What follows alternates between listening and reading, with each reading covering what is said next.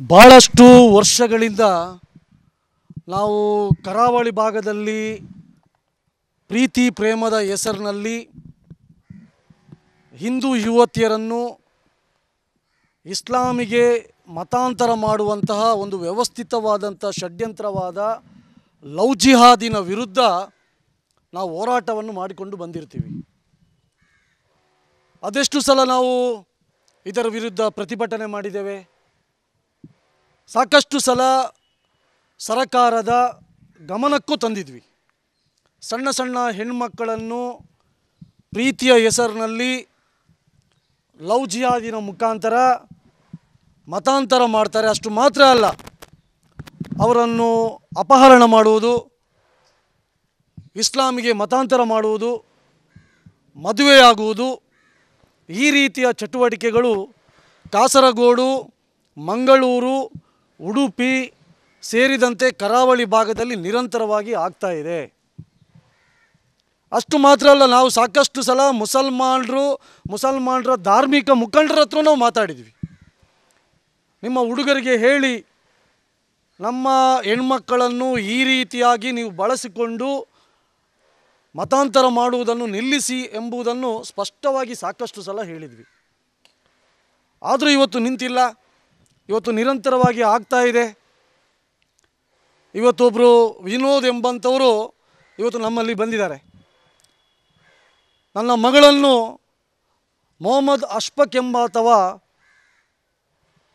ಪ್ರೀತಿ ಎಂಬ ನಾಟಕ ಮಾಡಿ ಅವಳನ್ನು ಅಪಹರಣ ಮಾಡಿ ಇವತ್ತು ಕರ್ಕೊಂಡೋಗಿದ್ದಾನೆ ಎಂಬುದನ್ನು ನಮಗೆ ಇವತ್ತು ಗಮನಕ್ಕೆ ತಂದಿದ್ದಾರೆ. ಈಗಾಗಲೇ ಅವರು ಪೊಲೀಸ್ ಸ್ಟೇಷನ್ಗೆ ದೂರನ್ನು ಕೊಟ್ಟಿದ್ದಾರೆ. ನಾವು ಪೊಲೀಸ್ ಅಧಿಕಾರಿಗಳ ಹತ್ರ ಮಾತಾಡಿದ್ದೀವಿ.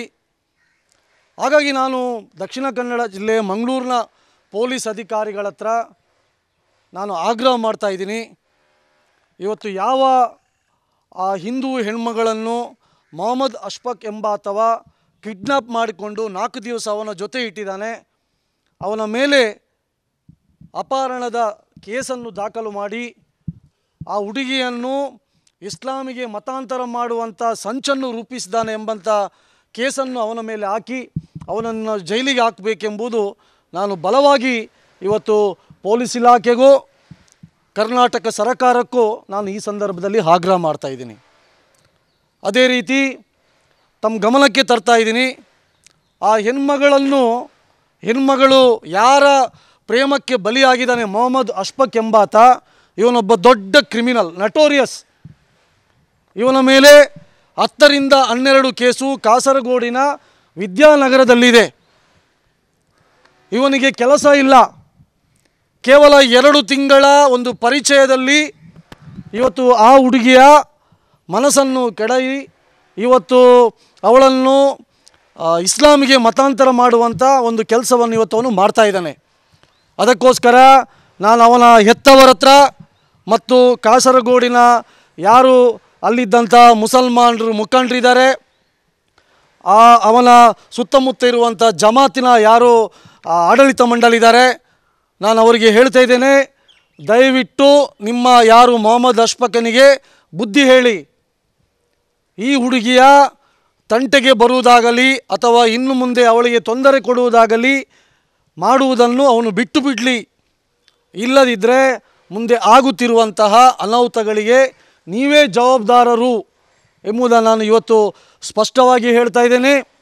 ಅದಕ್ಕೋಸ್ಕರ ನಾನು ಇನ್ನೊಂದು ಸಲ ಇವತ್ತು ತಂದೆ ನಮ್ಮಲ್ಲಿ ಮನವಿ ಮಾಡಿದ್ದಾರೆ, ತಂದೆ ನಮ್ಮ ಸಹಕಾರವನ್ನು ಕೇಳಲಿಕ್ಕೆ ಇವತ್ತು ಇಲ್ಲಿ ಬಂದಿದ್ದಾರೆ.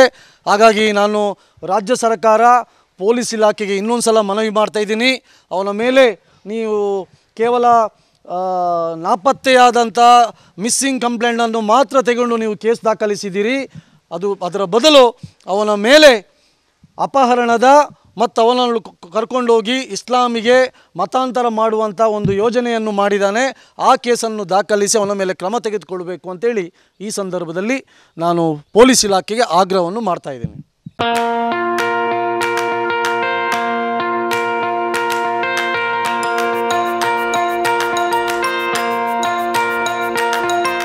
Dr. M. V. Shetty Institutions, Mangaluru. Empowering dreams and achieving greatness since 1985.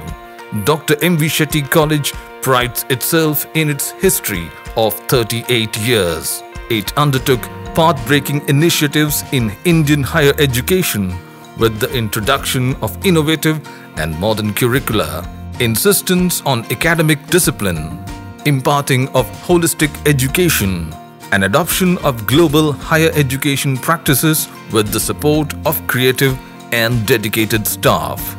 First private college in Karnataka offering diverse healthcare programs, offers you multiple of courses.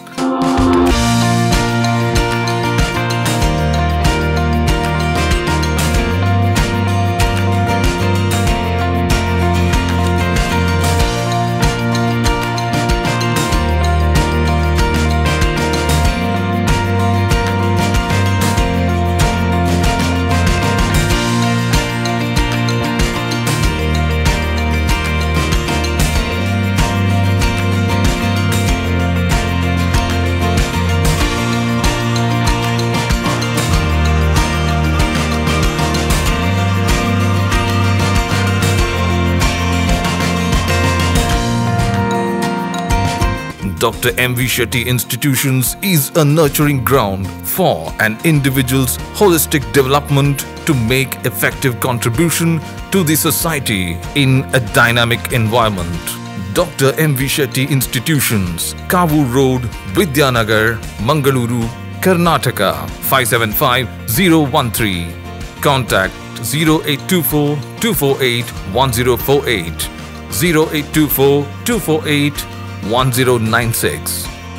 Website www.mvshettycolleges.edu.in.